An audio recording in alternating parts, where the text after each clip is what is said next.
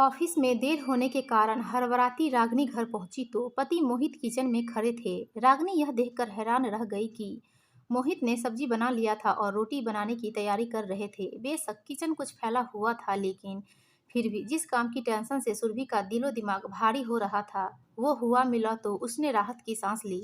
उसका तनाव एक क्षण में गायब हो चुका था। यह उसके लिए हर्ष मिश्रित आश्चर्य की बात थी कि मोहित रसोई का काम करना जानते थे। अभी इस झटके को वो आत्मसात कर ही नहीं रही थी कि एक नई चिंता उसे सताने लगी। मोहित तो रागिनी की मदद करने के लिए खाना बना रहे थे, पर सासू माँ वो कहाँ थी। आज पहली बार मैं उनके सामने इतनी देर से आई हूँ, पता नहीं वो सीधे मुंह बात भी करेगी या नहीं। रागिनी अभी भी इस रसोई में खड़ी सोच रही थी कि मोहित ने उसकी आंखों के सामने हाथ हिलाया। नींद से जागो मैडम, अब तक तुम्हें बचाने के चक्कर में माँ की लल्लो चप्पो कर रहा था, अब आगे तुम खुद संभाल लो। माँ बहुत गुस्से में है, अभी कह रही थी बहू बेटियों का इतना देर तक घर बाहर रहना ठीक नहीं। ऐसे जब कभी क्या फायदा, जो आदमी को घर ही भुला दे। हम पहली बार यहाँ तुम दोनों के पास आए हैं, कम से कम हमारा ही लिहाज रख लेती। अभी ये हालत है तो आगे पीछे पता नहीं क्या करती होगी। पति की बातें सुनकर रागिनी के हाथ पैर ठंडे हो गए। रागिनी और मोहित की शादी को अभी 4 महीने ही हुए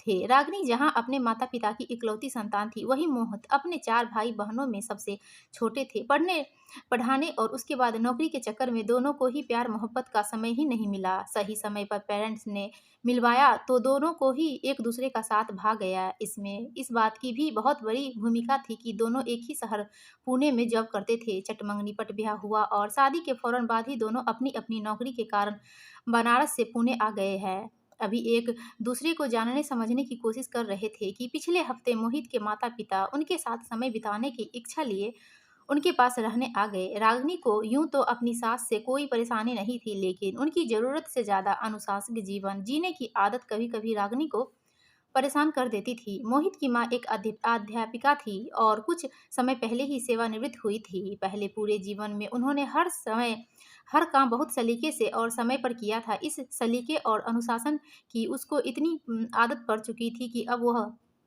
मस्त मौला रागिनी की कोई बात उन्हें पसंद न आती तो वो कहती तो कुछ नहीं, लेकिन उसके हाव भाव रागिनी को बता देते कि उन्हें ये बात पसंद नहीं आई। रागिनी को जब पहले से ही डर हुई थी मोहित की बातों से और घबरा गई। उसने जल्दी से मुंह हाथ धोया, कपड़े बदले और हिचकिचाते हुए अपने सास ससुर के कमरे में उसके पास बात करने चली गई। अरे रागिनी आ गई, आज बहुत देर हो गई। उसे देखते ही सास ने मुंह से निकाला, वो हाँ माँ। रागिनी ने कुछ कहने की कोशिश की, इससे पहले ही उसकी सास ने उसे टोक दिया। तुम्हारा चेहरा पीला पड़ गया है, बहुत थकी हुई लग रही हो, जाओ जाकर खा पीकर समय पर सो जाओ। रागिनी को कुछ समझ नहीं आ रहा था, माँ इतनी शांत कैसे, शायद ये तूफान से पहले की शांति है। सोच में डूबी रागिनी के मुंह से निकला, माँ आप और पापा खाना। बाकी शब्द उसके मुंह में ही रह गए। तुम्हारे पापा और मेरे लिए मैंने खिचड़ी बना लिया था, तुम जानती हो हम ज्यादा लेट खाना नहीं खाते। सास की बात सुनकर रागिनी के दिमाग में अनार फूटा। आ गई अपने रूल्स एंड रेगुलेशन पे, अब क्लास लेगी मेरी सास क्या। सासू माँ की आवाज ने उसके दिमाग के सरपट दौड़ते घोड़े को फिर से ब्रेक लगाया। तुम दोनों के लिए खाना मोहित ने बना लिया है, कुछ और चाहिए तो बता दो, मैं बना देती हूँ। अपनी सास की यह बात सुन रागिनी सकपकाई सी उसका चेहरा देखने लगी, मानो कोई चोरी पकड़ी गई हो। इतना हैरान मत हो बेटा, मैं जानती हूँ कि कभी कभी मेरा व्यवहार कुछ ज़्यादा ही सख्त हो जाता है, क्योंकि तुम्हें लगता है कि हर व्यक्ति को अपनी जिम्मेदारी समय अनुसार निभानी चाहिए। इसका मतलब यह नहीं कि मैं एक कामकाजी महिला की समस्याओं को समझ नहीं सकती। मैंने स्वयं जीवन भर स्कूल में पढ़ाया है और मैं अच्छी तरह से जानती हूँ कि एक औरत के लिए घर बाहर की दोहरी जिम्मेदारी निभाना कितना मुश्किल होता है। सारे काम सिर्फ उसके हिस्से में न आ जाए, इसलिए मैंने अपने बच्चों का घर का काम सिखाया है। आज मैं चाहती तो खाना बना सकती थी, लेकिन यहाँ तुम्हारे साथ मोहित को रहना है।